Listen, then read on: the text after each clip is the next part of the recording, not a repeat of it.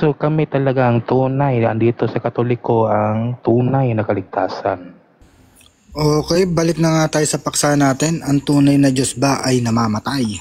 So, antagonist.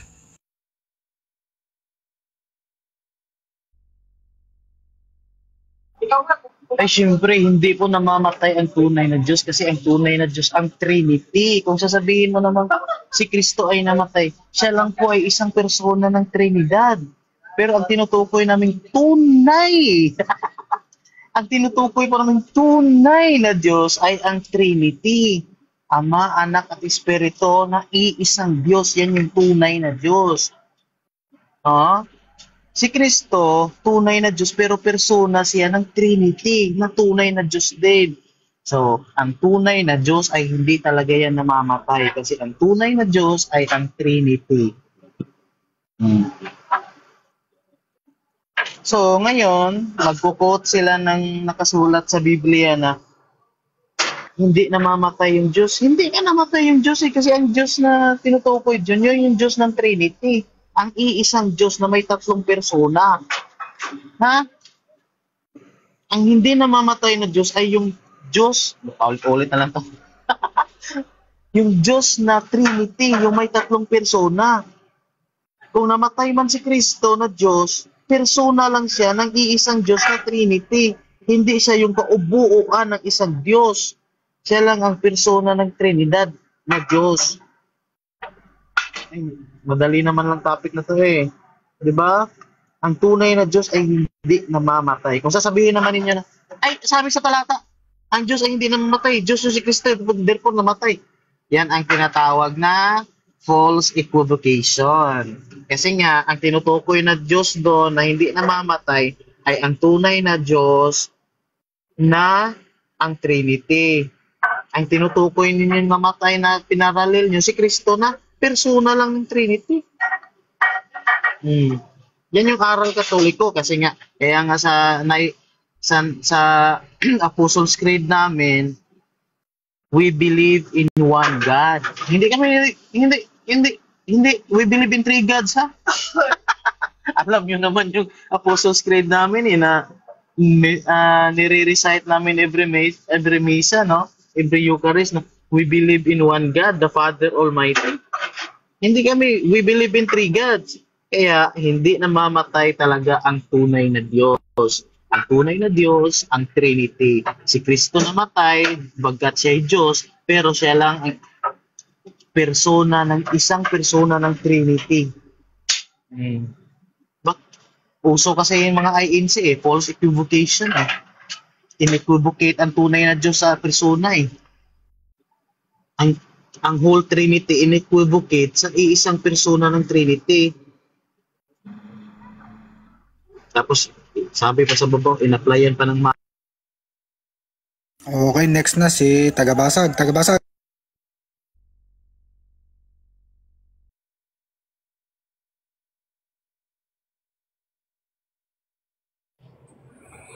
Ang tunay na Diyos ba ay namamatay?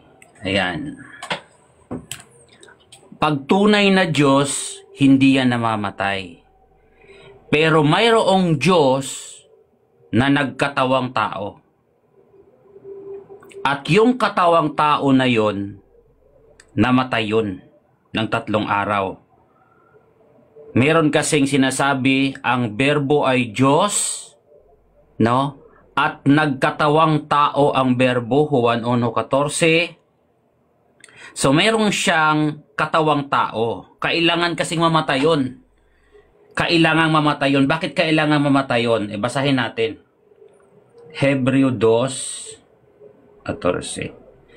Dahil sa ang mga anak ay mga may bahagi sa laman at dugo. Siya naman, si Kristo, no? Siya naman gayon ding nakabahagi sa mga ito, upang sa pamamagitan ng kamatayan ay kanyang malipol yaong may paghahari sa kamatayan.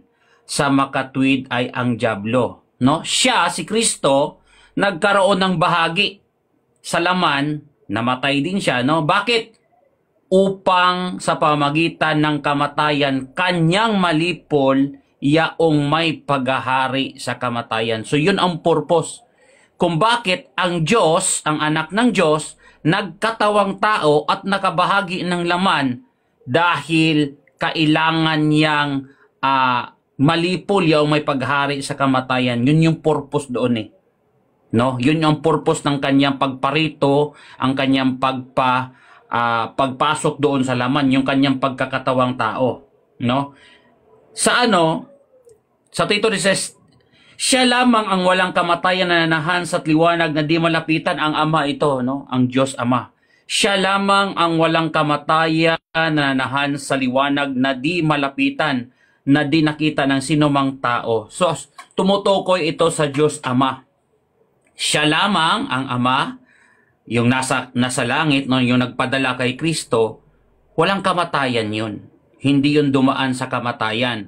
Ngayon, ang purpose naman kung bakit naman dumaan yung Kristo, upang kanyang malipol yaong may paghahari sa kamatayan. Ang purpose ng pagparito ng anak ng Diyos, Diyos din yon, no? Dahil ang Diyos ay ang berbo nagkatawang tao, no? Ang Diyos nagkatawang tao, nahayag sa laman, upang kanyang malipol yaong may paghari sa kamatayan sa makatwid bagay ang dyablo. Purpose yun. Yun, salamat tagabasag. So next na agad kay sino ba? Si Fred TV channel. Yan, ang tunay na Diyos ba'y namamatay? Para sa akin, ang Diyos ay namatay dahil Diyos para sa akin si Kristo. Bakit ka mo? Sabi ni Jesus sa mga alagad, magsihanda kayo, malapit na. Sabi nung isang alagad doon, si Peter, hindi po namin nahayaan may mangyayari sa inyo. Ang sabi kay Peter, lumayo ka sa akin, Satanas. Bakit niya tinawag Satanas si Peter? Kasi yun ang gusto ng Satanas, yung hindi siya mamatay. Dahil pag hindi siya namatay, hindi niya mapupulpil yung dapat mangyari. Diba? Kaya nga dun sa pagkatapos nung namatay si Kristo, akala ng mga tao nag-celebrate si Satanas noon. Hindi. Natalo niya si Satanas dahil sa kanyang kamatayan. At dahil siya ay Diyos, namatay siya. So, para sa akin, namatay ang Diyos. Diyos Anak. Sino ba tinutukoy dyan sa topic na yan? Diyos Ama? Diyos Anak? Diba? So, kung Diyos lang, ang tinutukoy dyan, para sa akin, namatay ang Diyos. Diba? Kasi kung hindi siya namatay, walang kwenta, hindi tayo natubos. Diba? So, maraming iba-ibang paniniwala, pero para sa akin, hindi yan symbolical. Parang ano yan Eucharist. Yung iba, para sa kanila, symbolical lang. Kaya tuloy, ang kaligtasan nila, symbolical lang din. So, ang kamatayan ni Jesus Christ o ng Diyos, ang kamatayan ng Diyos ay hindi symbolical, literal talaga. Ang iba kasi ginagawang figurative.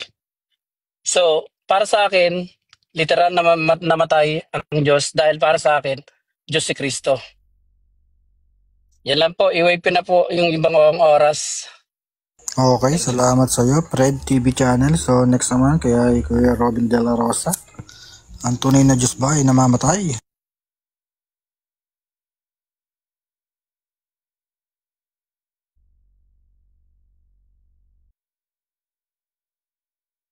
Yun. Nakamute po kayo, Kuya Robin, nakamute.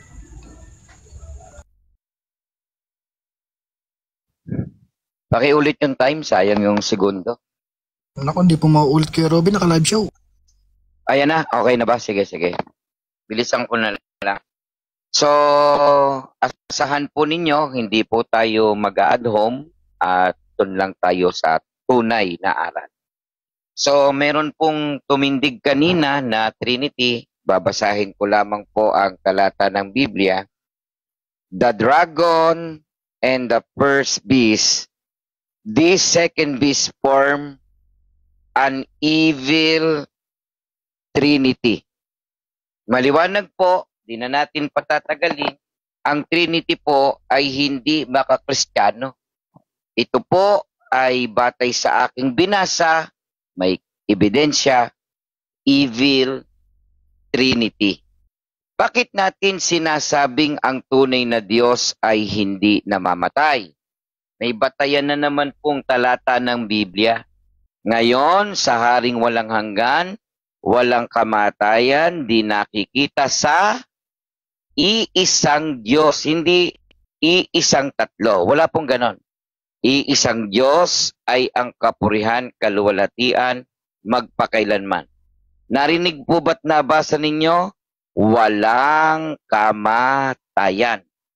Meron pong nagsabi kanina, Katoliko, itama nyo ko kung mali, si Fred, Katoliko, si Kristo ay may Diyos na namatay. Si Antagonis, Katoliko, mayroong Diyos na hindi namamatay. So kayo na po ang mag-isip sa bahagi ng aking binabanggit. Sapagkat batay po, Biblia na naman po, wala po kayong narinig na at home, ako'y Diyos at hindi tao. Ang tao kasi namamatay. Ang Diyos hindi namamatay. Ngayon, Biblia na naman po.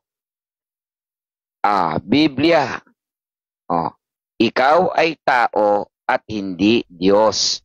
Ang tao ay namamatay at hindi Diyos na namamatay. Napakaliwanag po ng mga talata.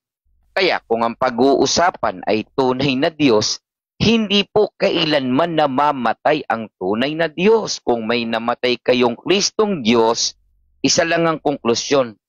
Napakahina ng inyong Diyos. May Diyos kayong namamatay. Huwag ganun. Okay, salamat Kuya Robin. So lipat na agad tayo kay sino ba re? Question mark. Hello po, magandang gabi. Topic po natin ngayon is ang tunay na Diyos ba ay namamatay? If you talk about Jesus Christ died in human flesh. Pero nabuhay naman siya muli. May regular bang na tao na mamamatay at saka mabubuhay lilin muli? Wala pong ganyan. Si Kristo ay eternal and divine.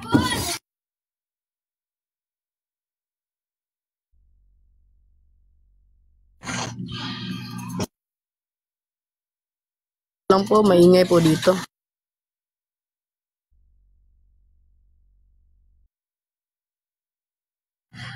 Sorry po kasi may mga bata. Christ is eternal and divine. John chapter 1 verse 1 to 3 prove that Jesus exists before creation.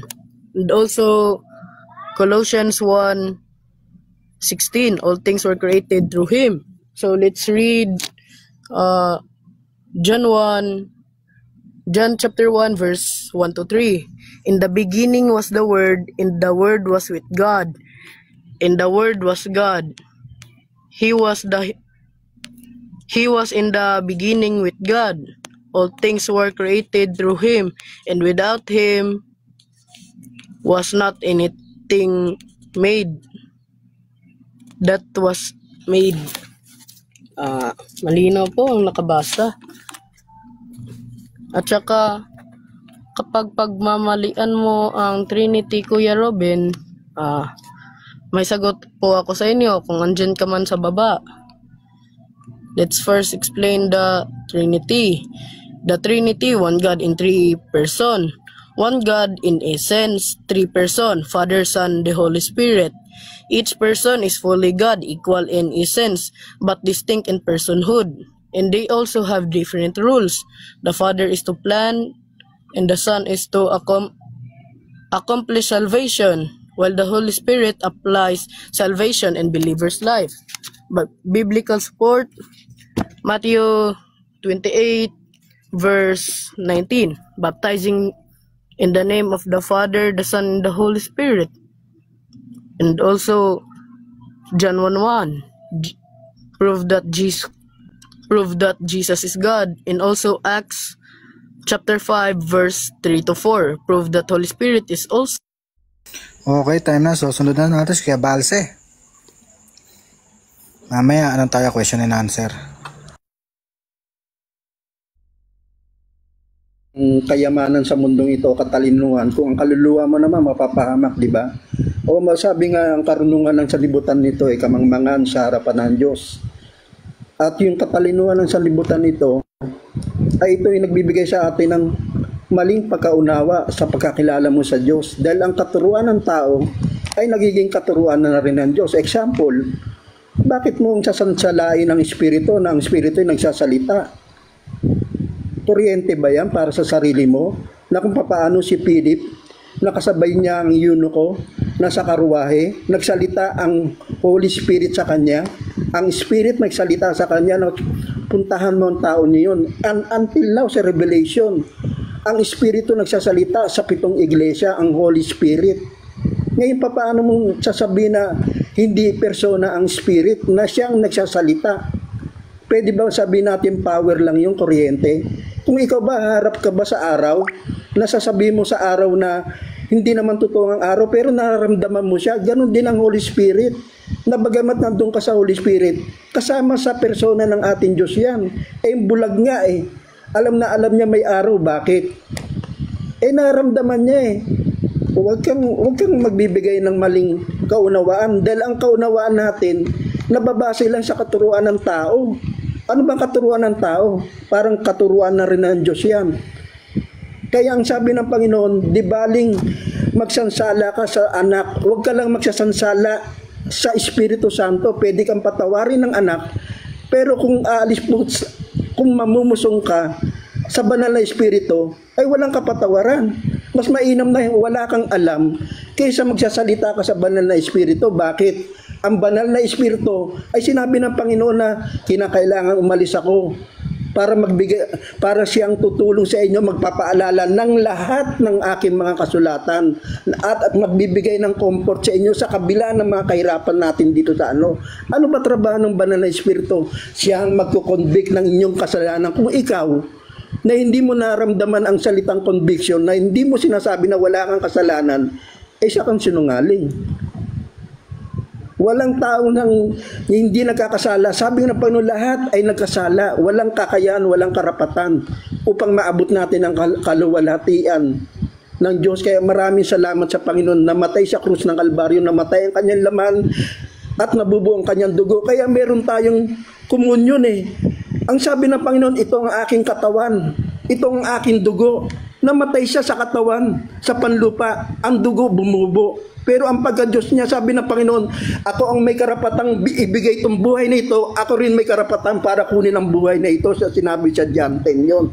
Ngayon, sasabihin mong tao si... O yun, time na po Kuya Balse. So, Kuya Uncle Jordex, ikaw na.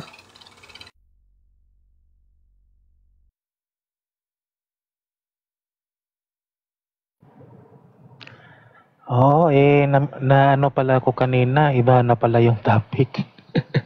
Oo, syempre may patunay tayo dyan, Apokalipsis 1, talatang 18. Oo, si Juan, nung nakita niya si Panginoong Hesukristo ayon sa talatang 17, ay napaluhod si Juan sa kanyang tuhod at sinamba niya yung tinatawag nating Alpha at Omega. Sabi ng Alpha at Omega na ako yung nabubuhay. Oo, namatay ako. At tignan mo ulit, ako ay nabuhay. At hawak ko ang susi ng pintuan ng kamatayan. So sino yung Alpha at Omega ayon dun sa Isaiah at saka sa Lumang Testamento? Ang lumikha ng lahat ng bagay. So malinaw na ang Alpha at ang Omega na ito, yung tinatawag nating pinakaunang letra ng ating alpabetong Hebro, at yung Omega yung pinakahuli. So ibig sabihin, Siya yung nauna, andun na siya sa nauna. Siya din yung pangwakas. Ganyan, intindihin ng Alpha at Omega, hindi yung Alpha at Omega, yung siya yung Alpha kasi siya yung firstborn of all creation, hindi ganun. Yung Alpha at Omega, yan yung tinatawag nating creator. Siya yung nagsimula, siya yung pasimula, siya din yung magwawakas.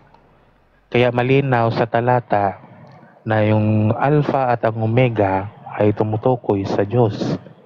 So nakita nyo, kasi yung Alpha na yan, ayon din yan sa sa Griego, Premas. Premas, prime. Yan yung nauna. Premas inter pares, first among equal. 'Di ba? First Premas. So nakita mo na siya yung first and the last. So si Kristo, kasi siya yung bugtong na naggaya doon sa kay Abraham. Nung iaalay sana ni Abraham yung bugtong niyang anak na si Isaac, ano yung binigay ng Diyos? Bugtong din niya na anak. So ano yung anak ni Abraham? Tao. Ang anak naman ng Diyos, tao? Mali. Diyos din, bugtong na anak na Diyos. Ayon sa Juan 1:18, sa kahit anong salin, basta wag lang sa salin na mali. So nakikita nyo, bigatin Son of God, hindi siya bigatin Son of Man ang nakalagay. Bigatin Son of God, homoousios. So sana tanggapin nila na namatay talaga ang Alpha at Omega at muling nabuhay. Hindi ibig sabihin namatay ang espiritu, kundi ang katawan. Okay, Jortex, salamat. So next na kay Isgad. Isgad, ang Diyos mo ba'y namamatay?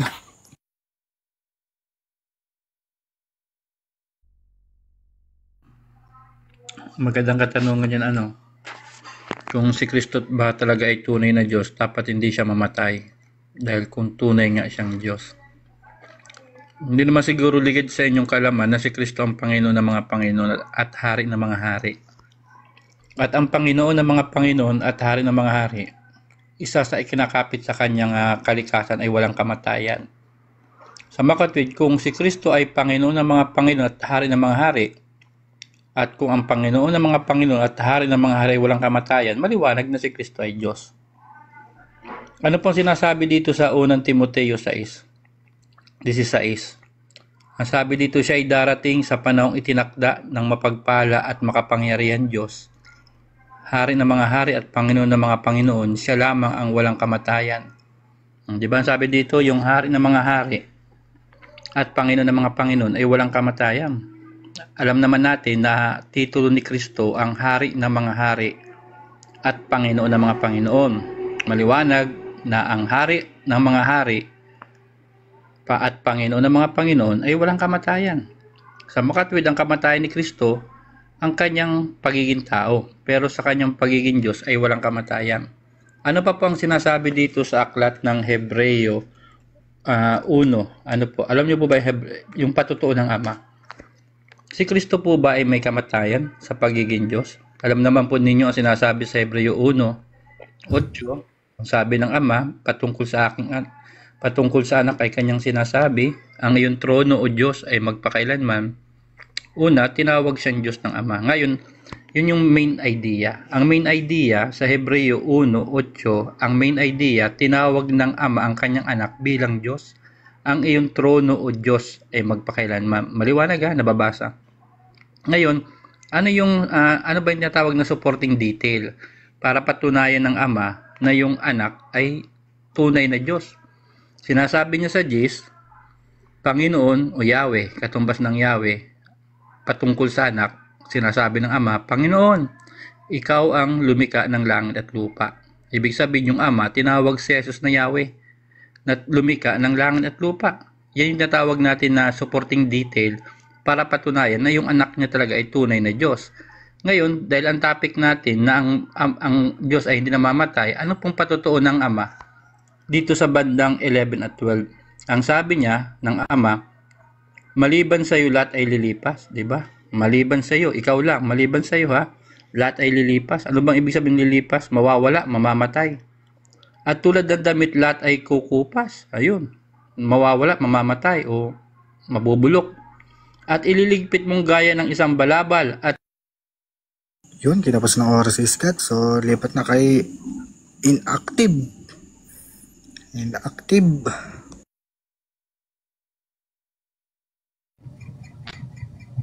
Hello, rinig na ako. Sige. Kasi sa philosophy ni Robin kanina, kailangan natin mag-isip outside the box. Kasi magiging circular reasoning na to eh. And yung pagkamatay ng Diyos, or yung son, o yung anak, it was meant to be. And it was meant to be prophesized. To argue my perspective, let us define what the Trinity is. The Trinity is considered to be, as we called, modified monism. And to prove this, let us use Augustine's psychological analogy, which the Father is the mind, the Son as the knowledge, and the Spirit as the love itself. Through the filioque, ano ba ang filioque? In the late 14th century, the Ambrose of Milan asserted that the Spirit proceeds to the Father and the Son. Without mind and knowledge, we cannot love, and same as that kind of reasoning. So I'm trying to argue na pag walang let's say yung Father lang, which is the mind, and wala tayong knowledge, which is wala kasing ina-argue ni Robin na there is na ang anak ay mahina. So without mind and knowledge, we cannot feel love, which is spirit. Yun lang, hindi ko Okay na po ba, Kuya Inactive? Okay lang ako, kahit hindi ko na matapos. Okay, salamat sa pag-share. So, may humabol pa si Kuya Emmet. Okay, Kuya Emmet, bago tayo magtanungan, ikaw huli magsasalita at wala nang aakyat. Huwag kayong bababa. Ang tunay na Diyos ba, Kuya Emmet, ay namamatay?